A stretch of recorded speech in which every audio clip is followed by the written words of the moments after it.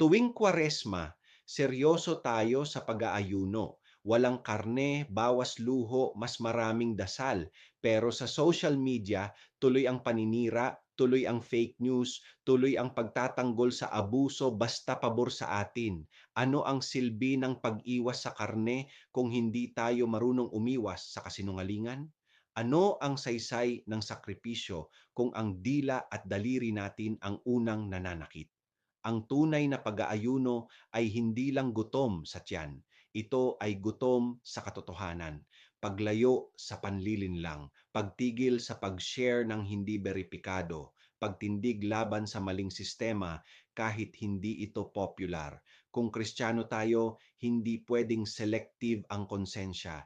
Hindi pwedeng banal tuwing Biyernes pero bulag tuwing eleksyon.